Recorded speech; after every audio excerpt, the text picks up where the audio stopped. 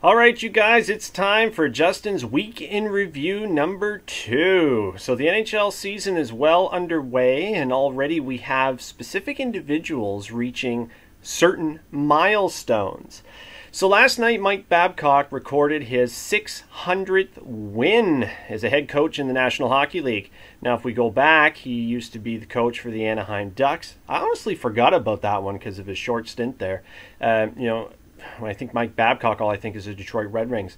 So he was the head coach there for quite some time, and now, of course, with the Toronto Maple Leafs. So 600 wins, boy, that is a lot of wins. Now, after beating Montreal 4-3 in overtime, thanks to two beauties by Austin Matthews, my goodness, that kid is going to be spectacular, isn't he? Now, also in that game, Montreal finally scored their first power play goal on the year.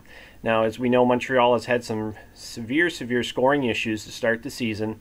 They only had 4 goals going into the game against the Toronto Maple Leafs, where they were able to put up 3 for the night. So it's strange, you know, Montreal, year after year, they have such a hard time scoring goals. But it seems when they reach a game against the Toronto Maple Leafs, it kind of brings out their best. Maybe it's that rivalry, that sort of thing, but it seems to always bring out the best in the Montreal Canadiens. And unfortunately, they were on the losing end of that game, but they were able to pull a point out of it, so that's a good thing.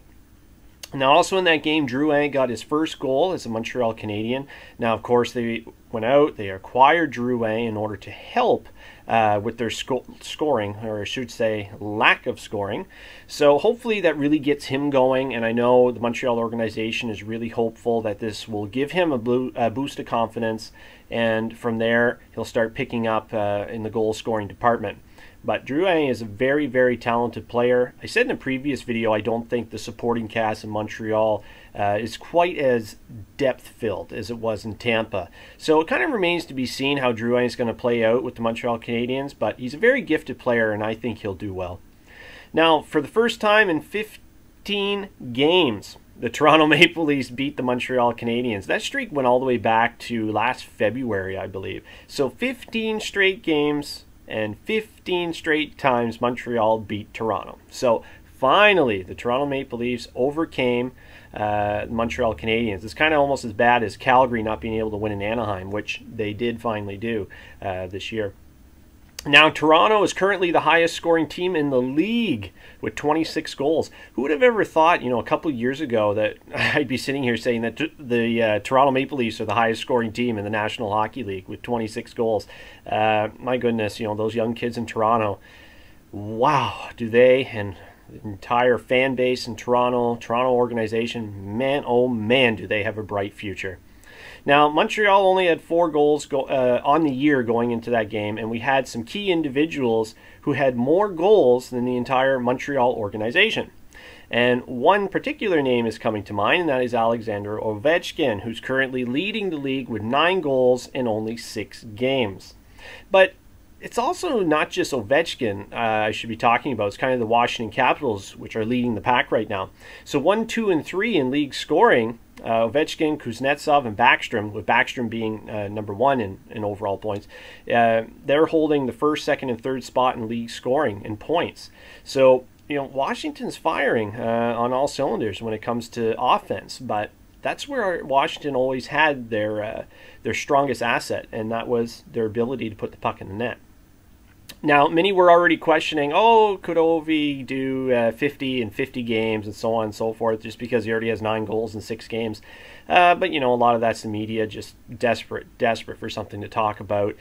You know, I've been very outspoken on Alexander Ovechkin. However, I would love to see him do something like that, 50 goals in 50 games, because there's only been key individuals who have ever done that in my lifetime. But again, you know, those are way back in my younger years, so I don't really recall those events taking place. Like, yes, I existed, I was born, but you know, it's not something that I retain very well because I was so young at the time. So I'd absolutely love to see it again. Somebody score 50 goals in 50 games. Now, speaking of Washington, they placed Matt Niskanen on long-term injured reserve with an upper body injury. So that's a real key loss for the Washington Capitals, as he was one of their top minute defensemen. Now, Matt Niskanen, of course, used to play for the Pittsburgh Penguins and then went to the Washington Capitals, and they were the ones that signed him for some pretty big bucks because they felt that he could be in their top two on their blue line. So losing him long term, that's definitely going to hurt them big time, because the loss of Carl Alsner as well, that hurts the Capitals. So you factor these two in, their blue line is going to be stretched tight a little bit, and we're going to really see what the Washington Capitals are made of on the blue line with Matt Niskanen out for what looks to be quite an amount of time.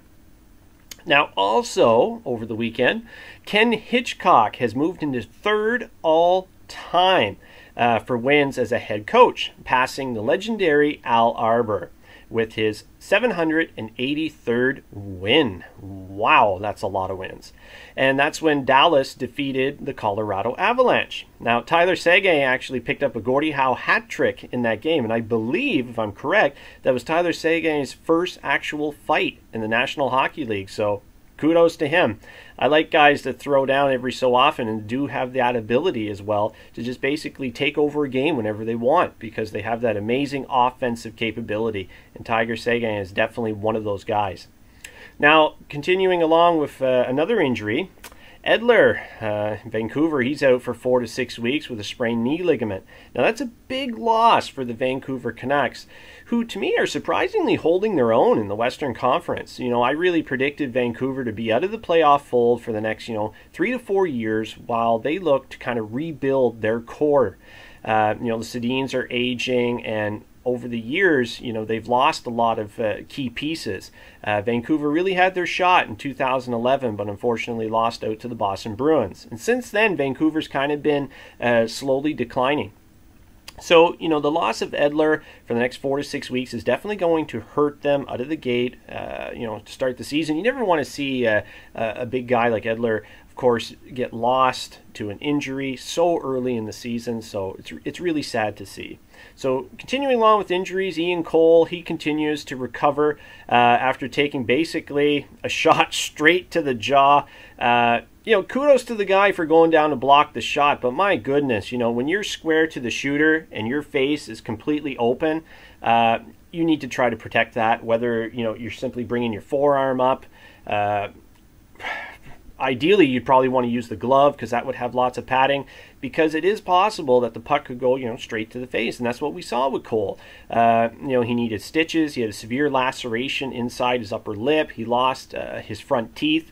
I believe there was even a broken bone in his upper jaw. He was in very, very bad shape. He's missed several games now, and there's really no timetable for him, although he has been skating on his own, so that's a good sign. So when he returns, I expect to see him in a full face shield type of thing, kind of like when Crosby took the puck to the face and he came back with a full face shield. I'm sure we'll see Ian Cole in a very similar role wearing that apparatus. And, he was a big loss for Pittsburgh as well. He really turned into a star defenseman with their squad. So hopefully he'll be back soon. Now, Vegas, my goodness, have they had a hot start. Would I have predicted this? Absolutely not.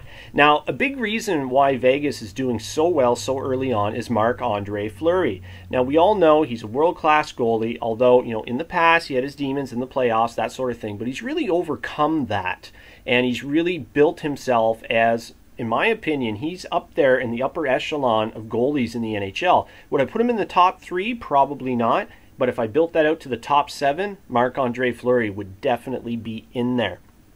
Now, unfortunately, he did take a shot to the head in the last game. Now, Fleury has had a history of concussions in his career, so it actually shocked me that he remained in the game. Now, he did let in 5 goals after taking that headshot, and he just didn't look right. And, the NHL is supposed to be all about having spotters and that sort of thing in order to pick up on guys that may have sustained, a very bad blow to the head, need to go to the quiet room for a while, that sort of thing, because they really want to take concussions out of the game, and, due to the lawsuit and so on and so forth. So the fact that he stayed in the game, wow, that raised a lot of question marks with me. And now today it was determined that he does have a concussion, and at this time there's absolutely no timetable. So concussions can be a really tricky thing. You could be symptom-free one day and then go back to concussion symptoms the next. You could recover in a month. You could recover in 6 months. It could be a week, could be 6 weeks. Every concussion is different. Every person is different when they are recovering from this injury. So obviously, I'm wishing Marc-Andre Fleury the best. However, if he's out long-term, my goodness, is this going to hurt Vegas' chances of really surprising people in the Western Conference? Because up until this point, they've really surprised a lot of people. You got James Neal, who's basically putting the net in at putting the puck, in the net at free will, and of course Marc-Andre Fleury holding it together between the pipes. So he's obviously a very big loss, and they'll probably have to turn to Malcolm Subban at this point. And at this point, would you have a lot of confidence in Malcolm Subban to come in and try to steal games for you? Remains to be seen. He couldn't really make it work with Boston. Maybe this is the fresh start he needs. And speaking of fresh starts, Nail Yakupov. Wow. I picked him as one of the worst first overall draft picks in history. Now, suddenly the guy has gone to Colorado, and he's kind of starting to turn it around. Would I say he's turned into a superstar? No, obviously at this point, but to start the year, he's doing phenomenally well. And I've always said that sometimes when you simply change the atmosphere, go to a different club, you can really start to find yourself as a player, find your groove, and start putting pucks in the net. And that's what Yakupov is doing. When he was in Edmonton, geez, nothing really seemed to work for the guy, and he really didn't come off as a first overall draft pick. So maybe he's now found his permanent home in Colorado, because I have to admit, the kid looks really, really good. And speaking of Colorado, after that abysmal year last year, they're really pouring it on this year. I said in the previous video that Chicago really wanted to make a statement because they were embarrassed last year going out 4 games straight to the Nashville Predators. So Chicago is currently sitting first in the Western Conference. But if you look behind them, who's right there? The Colorado Avalanche. Who would have predicted that? After last year, and then, of course, the whole Matt Duchene fiasco, I didn't really think Colorado would come out guns a-blazing like they are right now. So, Yakupov's doing well. The whole team is doing well. Matt Duchene even looks great for the Colorado Avalanche. Although there was kind of a scary incident when Nathan MacKinnon took a high stick to the face the other night. At first I thought, oh my God, he got that stick right in the eye. And I thought it might have been a serious injury. But luckily they're reporting that it did miss his eye. So, it's one of those things where you just have to wait for swelling to go down, that sort of thing. Now, the Edmonton Oilers. Whew. The struggles for the Edmonton Oilers continue. Now, last year, Edmonton surprised a lot of people. They had a great season, and they were really starting to make some noise in the playoffs. However, right now, they just can't seem to get it going. And last night, they were completely destroyed by the Ottawa Senators 6-1. So what is it? Is it because the best hockey player in the world, Connor McDavid, simply isn't playing like Connor McDavid? Is it because their defensive core is simply not taking responsibility within their own zone? Are they not getting the saves when they need the saves? That sort of thing. Well, there's actually a couple things with the Edmonton Oilers that I've been noticing. If you look at the Ottawa game, yeah, the shots on goal were definitely in their favor. However, if I had to pinpoint specific areas, their defensive zone coverage was not strong enough, in my opinion. And I think they need to tighten up, they need to regroup, and they need to look at a lot of footage over the last several games, because they're currently 1-3. And, they say a season can be made or broken within the first 10 games. So say in the first 10 games, if Edmonton pulls out 3-7, that would be really hard to recuperate from. You really need to have consistent hockey. And Connor McDavid, he opened the season with a bang. He had a hat trick in the first game. However, the points haven't been coming to him as easily as it did in Game 1. But I think that'll really come over time. All the greats have had these little scoring droughts, and I've declared Connor McDavid the best player in the game, the best player in the world. And the best players in the world always find a way. So am I nervous about the start that Edmonton has had? No. Do I think Edmonton will turn it around? Absolutely. If I had to pinpoint one other thing. I'd say their power play is a little weak. I mean, they did have some power play opportunities against the Ottawa Senators, although I always declared Ottawa as one of my favorite teams when it comes to penalty killing. I always like their penalty kill style. They can be very aggressive, that sort of thing. Plus, they have some speedsters as well that can counterattack you the other way, shorthanded. But I do think the Edmonton Oilers need to focus on the power play. They need to focus on the defensive responsibility in their own zone, and eventually the wins will start to come back for them. Now, Stamkos, he's back at it. My God, he scored his first goal against the Pittsburgh Penguins, and that was his first goal in almost a year. Wow, is this a guy that hasn't had any luck over the last several years? I really like Steven Stamkos. He's an amazing player. He's an amazing human being, and I really hope that this season and beyond, he has nothing but health and happiness ahead. With him in the Tampa lineup, it makes them that much more lethal, and I have picked the Tampa Bay Lightning to come out of the East and potentially even win the Stanley Cup this year. That's how much faith I have in the Tampa Bay Lightning, and that's how good I think this team is. Especially with Stamkos in there, they are that much better. Now, also, Hedman scored a goal in that game with 0.1 of a second left on the clock to end the first period. As a Pittsburgh fan, that one was a little hard to stomach, but again, that made for a heck of a replay, heck of excitement for Tampa fans. And as a hockey fan, you gotta love stuff like that. Being able to score a goal with 0.1 left on the clock, and it's like the coach always says, play until the whistle, or in this case, play until the horn to end the period.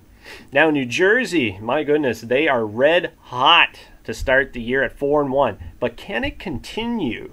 Now, the Metropolitan Division is insanely tough. We saw that last year with the emergence of Columbus, their insane win streak. Then, of course, you had the Washington Capitals, the Rangers, Pittsburgh. Even Philadelphia was making a little noise for a while last year. Now, being that New Jersey's in my opinion, the toughest division in the NHL, they have a real up road ahead of them. Now, would I have predicted they would have been this red hot so early on in the year? Absolutely not. And I must say that this is shocking me of how well New Jersey is doing. And they have some guys in their lineup, especially the one guy who's leading the team in points. For the life of me, I can't remember his name. But I believe this is his first NHL season. And, he's doing phenomenal. I believe he has 8 points on the year. Hall's doing amazing for Jersey as well. I believe he's got 5 points at this junction of the season. It's still early on, but I really hope this does continue for New Jersey because I really like the fan base there. And New Jersey really deserves and needs a turnaround season right now. Now, things are still tough in Buffalo. The Buffalo Sabres are still winless on the year. Ouch. They're a -11 goal differential. If your goal differential is -11, it's very hard to win games. Jack Eichel, he's got the new contract kicking in next year. He's going to be a $10 million man.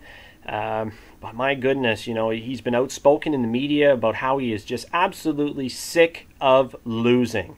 Well, after a while, if you have a superstar like that who's absolutely sick of losing, don't you think that maybe they want to play somewhere else or look outside the organization, that sort of thing?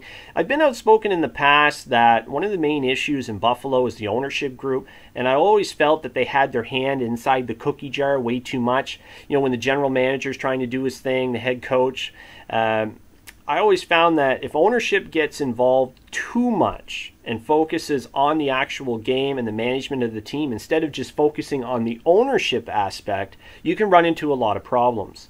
Now, if you look on paper, to me, the Buffalo Sabres look incredible on paper. However, right now, they are not getting the goaltending that they need. And defensively, this team really needs to tighten up and be a lot more responsible. They have way more than enough firepower up front to put the puck in the net. If they work on the back end, I think that the Buffalo Sabres can turn it around. But to start the year at 1-4, they're going to have to turn it around very, very quickly moving forward from here. So that's my week in review. These are the main things that I highlighted for the week. If you feel that maybe something else was of equal importance, please let me know below. And I'll be seeing you guys next week for Justin's Week in Review. Take care, guys.